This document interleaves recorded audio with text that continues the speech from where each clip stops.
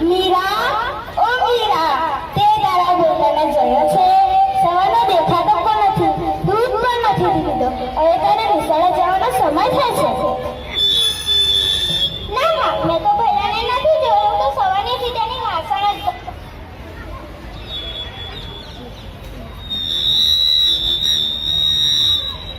Mummy, ઓ mummy, મારે પણ ફરવા જવું છે. મારે પણ આગળ વધવું છે. નિશાળમાં દાખલો ખોલાવી દે ને.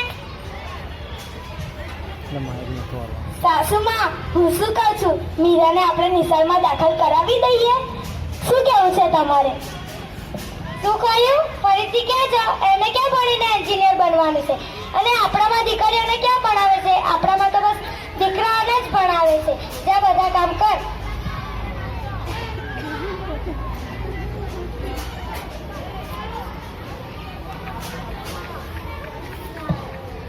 અરે, આ સારી વાત ચાલી રહી છે. મીરા કેમ રડે છે?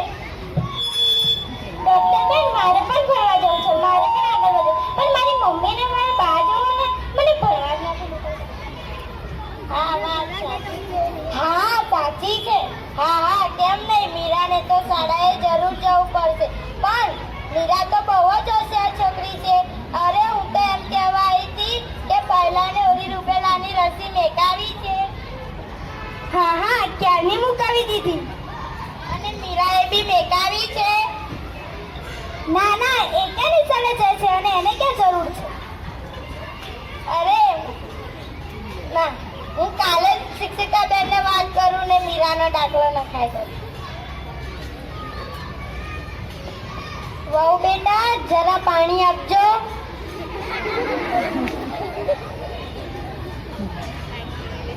અરે, સાંભળો તો ખરા, આ પેપરમાં કેવો સરસ અહેવાલ આવ્યો છે.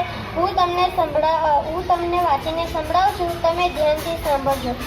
કોણ કહે છે કે દીકરી સાપનો ભારો છે? અરે, દીકરીને ભણાવો. દીકરી એ તો તુલસીનો ક્યારો છે.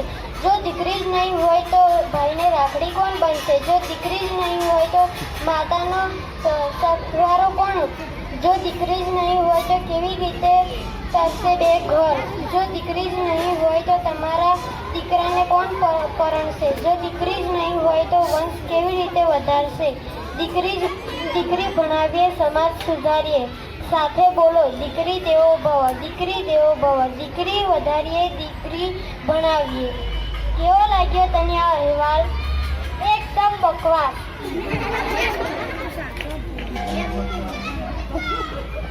અરે, ડોક્ટર બેને કહ્યું છે કે મીરાને નિશાળમાં દાખલ કરવાની છે.